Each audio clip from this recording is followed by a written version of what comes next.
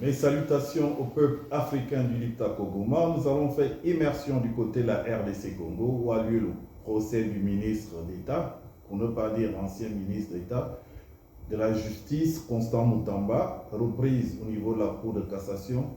Le ministère public charge Constant Moutamba avec des mots très durs, le traitant de délinquant, et demande 10 ans d'emprisonnement ferme pour Constant Moutamba et 500 d'inéligibilité. C'est quand même fort pour une tentative de détournement.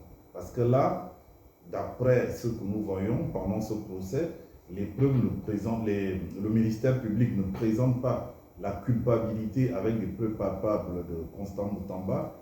Il présente, autant pour moi, le ministère public, plutôt des preuves de suspicion de détournement, mais je peux dire que c'est fort. On ne sait pas si c'est un procès politique, si c'est un règlement de compte, ou le ministère public ne s'est pas complètement lâché pour nous présenter les véritables preuves. En tout cas, ça tient les Congolais en émoi, tout Kinshasa, toute la diaspora congolaise en parle.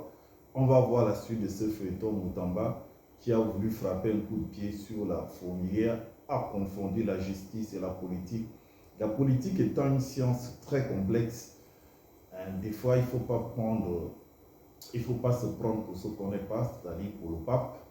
Et il va apprendre à ça à ses dépenses. C'est un jeune homme qui était rempli d'énergie et qui pensait qu'à lui seul, il pouvait changer les choses au niveau de la RDC Congo.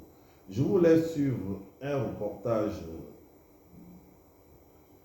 de ce procès au niveau du tribunal. Vous allez entendre les mots difficiles du ministère public vis-à-vis de Constant Moutamba. Moi, je vous dis au revoir, que Dieu vous bénisse depuis vos différentes positions.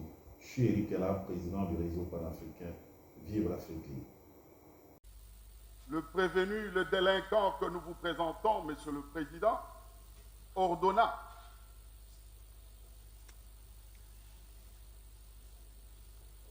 délinquant, c'est le terme approprié dans le cas d'espèce pour désigner le prévenu. Et même si l'on va sur Google, on vous dira que le délinquant, c'est celui qui commet une infraction, qui commet un délit.